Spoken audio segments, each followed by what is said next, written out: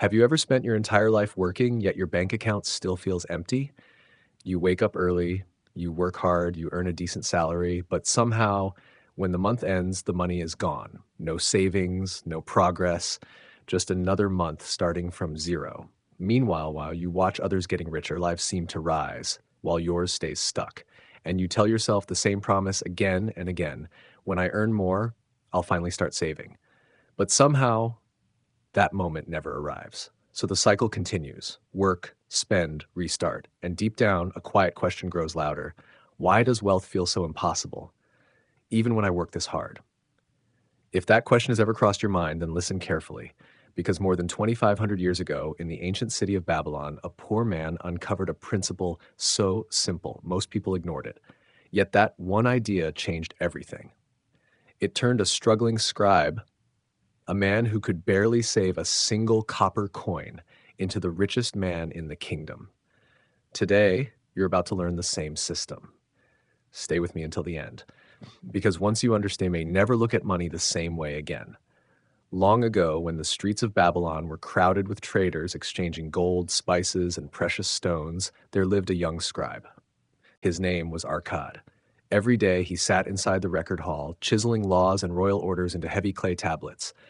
The work demanded precision, a steady hand, a disciplined mind, and Ard had all of it. He worked longer than most men, he made fewer mistakes, he earned his wages like everyone else, yet somehow he owned nothing. Week after week, month after month, the same pattern repeated: work, get paid, and watch the money disappear. When Ard tried to remember where it all went, his mind found only fragments: food, clothes, offerings to the gods, a few small pleasures that barely lasted. And just like that, the silver was gone. Not slowly, not noticeably, just gone. His friends lived the same way. They worked hard, they earned their pay, but none of them had wealth. Their clothes were plain, their homes were small, and whenever wealthy merchants passed through the streets of Babylon wearing robes of fine linen and gold ornaments, the same silent question burned inside them: why them and not us? One evening, several of Ard's childhood friends came to visit him. They had grown up together, studied with the same teacher, played the same games as boys, but now adulthood had revealed a strange truth. Most of them struggled, while a small handful of men in Babylon seemed to grow richer every year. Finally, one friend spoke the frustration they had all carried for years. Ard, listen. We work just as hard as the wealthy men. We're honest like they are, and we're no less intelligent. Then tell me something, the friend continued, his voice heavy with frustration. Why does fortune choose them, but pass over us? Why do they grow richer every year, while we have nothing to show for years of labor? Silence filled the room. Ard looked at his friends. Then he looked down at his own purse, empty. In that quiet moment, something shifted inside him, a realization, a refusal. He spoke slowly. My friends, I may not know the answer yet, but I refuse to believe this is our destiny. If wealth can be created, then it must follow rules, and if there are rules, they can be learned. The room fell silent again. But that night, Ard made a decision that would divide his life into two parts: before and after. He whispered a promise to himself: I will not stand on the sidelines watching others enjoy the good things of life. I will claim my share. I will become wealthy. But Ard understood something important.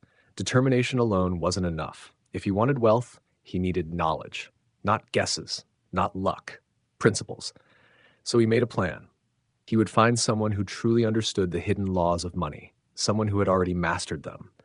And only a few days later, in the busy streets of Babylon, opportunity arrived in a way he never expected. Days later, fate opened a door.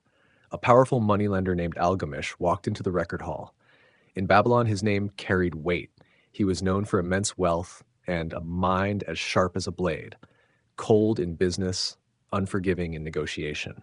That day, he needed something copied: the ninth law, a long and complicated legal decree. He looked at Ard and said flatly, finish this within 2 days, and I will pay you 2 copper coins. Ard agreed, but the law was far longer than he expected. When Algamish returned 2 days later, the tablets were not finished. His face darkened with fury. If Ard had been his slave, the punishment would have been brutal. But scribes in Babylon were protected by law, so the wealthy lender could only glare. And in that tense moment, Ard did something bold, something even he hadn't planned. He met the old man's eyes and said, Algamish, you are one of the richest men in Babylon. I have worked for years, yet I own nothing. Tell me how you built your wealth. Teach me your secret, and I will work all night without sleep. When the sun rises, your tablets will be finished. The room went silent. No one bargained with Algamish. No one spoke to him that boldly. For a long moment, he simply stared at the young scribe. Then something unexpected happened. The old moneylender smiled. You are a daring young man, he said slowly, but we shall call it a bargain. That night, Ard worked like a man possessed. The hours crawled by, his back burned, his eyes stung from the smoke of the oil lamp. The tiny carvings blurred before him, but he refused to stop. When dawn finally arrived, the tablets were finished. Later that morning, Algamish returned. He inspected the work carefully, line by line. Then he nodded. Perfect. Ard's heart pounded. Now, he said, barely containing his anticipation, tell me what you promised. The old lender sat down slowly. His sharp eyes studied the eager young scribe. I will tell you, he said, because I am an old man now, and old tongues enjoy sharing wisdom. Then he leaned forward. His voice dropped low. Listen carefully, young man, because if you fail to understand what I'm about to say, you will believe this long night of work was wasted. I discovered the path to wealth the moment I decided that a portion of everything I earn belongs to me. Silence filled the room. Ard waited for more, but Algamish said nothing. Finally, Ard frowned. Is that all? The old moneylender's eyes sharpened. Is that all? He repeated. That single truth can turn a poor shepherd into a powerful lender of gold. Fues, he pointed directly at Ard. Tell me something.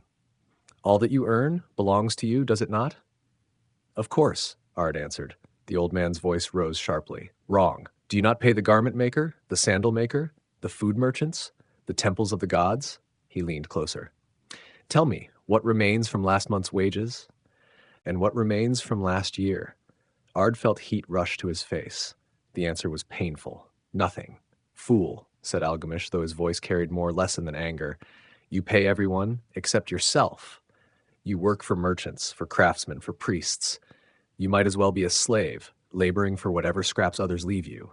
He paused, letting the truth sink deep. But if you kept just 1/10 of everything you earn, how much would you have after 10 years? Ard calculated quickly. As much as I earn in an entire year. The old man shook his head. You see only half the truth. From his pouch, Algamish placed a single gold coin on the table. Look closely. This is not merely money. This is a worker, a tireless servant. Every coin it earns becomes its child, another worker serving you. And those children create more children. That is how wealth multiplies. Then he reached into his robe again and placed a tiny seed beside the coin. Wealth, the old man said, is like a tree. It begins with something almost invisible, a seed. The first coin you save, that is the seed. The earlier you plant it, the sooner it grows. And the more faithfully you nurture it, saving again and again, the sooner you will sit beneath its shade. Then Algamish stood up and looked down at Ard. Listen carefully, he said, because these rules will decide your future. First, a portion of everything you earn is yours to keep, not less than 1/10, no matter how small your income may be. Second, pay yourself first, before the garment maker, before the sandal maker, before anyone else. Third, make your savings work, invest them wisely so they create more gold, and that gold will create even more. Fourth, control your spending. Learn to live on the remaining 9/10. He stepped toward the door, then paused and looked back. If you follow these rules faithfully, you will become wealthy. If you ignore them, poverty will remain your companion. The choice, he said quietly, is yours. And with that, Algamish took his clay tablets and disappeared into the busy streets of Babylon. Ard sat alone in the silent room. The words echoed again and again in his mind.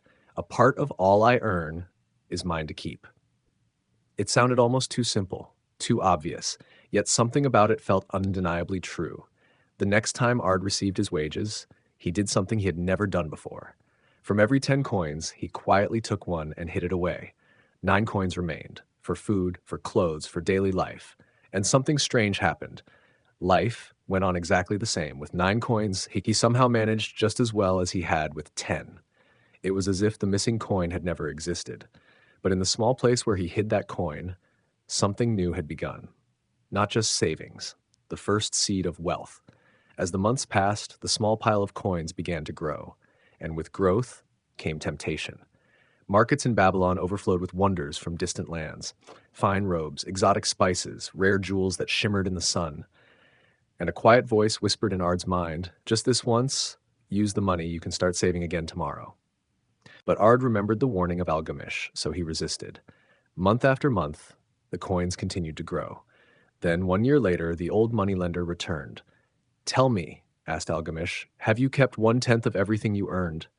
"Yes, master," Ard replied proudly. "Good. And what have you done with it?" Ard straightened with excitement. "I gave the money to Asmer the brickmaker. He traveled to Tyre and promised to buy rare Phoenician jewels. When he returns, we will sell them for great profit." The old man's expression darkened instantly. "Every young man must learn this lesson," he said slowly. "But tell me something. Why would you trust a brickmaker to judge jewels? Would you ask a baker to explain the stars? No, you would ask an astrologer." He shook his head. "Your savings are gone, young man. You have pulled your wealth tree out by its roots." Ard felt his heart sink, and soon the truth became clear. The brickmaker had been tricked. Instead of precious gems, he had returned with worthless colored glass. But then Algamish placed a firm hand on Ard's shoulder. "Plant another tree," he said calmly. "Start again. And this time, be wiser. If you want advice about jewels, ask a jewel merchant. If you wish to understand sheep, ask a shepherd." He looked directly into Ard's eyes. "Advice is given freely. But take only the advice that is worth having. Those who accept financial guidance from the ignorant pay for that mistake with their savings."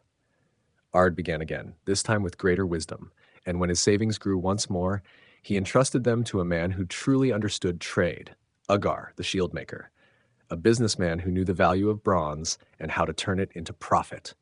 Every 4 months, Ugar paid Ard a share of the profits, real income, honest income, money earned by money. 2 years later, Algamish returned once again. He studied the young man carefully. "Tell me," he asked, "what do you do with the earnings your gold produces?" Ard smiled proudly. "I enjoy life. I buy fine wine, sweet cakes, rich honey. I even bought a beautiful scarlet tunic. And soon," he added with excitement, "I will purchase a young donkey to ride." The old moneylender laughed, but the sound carried disappointment. "You are devouring the children of your savings," he said. "How can they work for you if you consume them? And if those children die, how will they ever produce children of their own?" He pointed firmly at Ard. "First, build an army of golden servants. Let them multiply. Let them grow strong. Only then may you feast without regret. Let your wealth grow before you harvest it." This time the lesson struck deep, and Ard never forgot it. From that day forward, he saved his 10th without fail. He invested carefully, always seeking wisdom from those who truly understood money, and he stopped touching the profits. Instead, he reinvested them.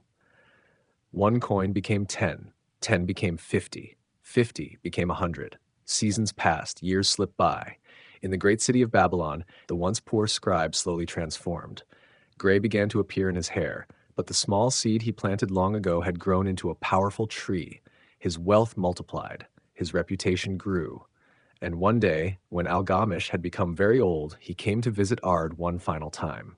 "Ard," the old man said, his voice weaker now, but filled with pride, "you have learned the lessons well. You live on less than you earn. You seek wisdom from those who know.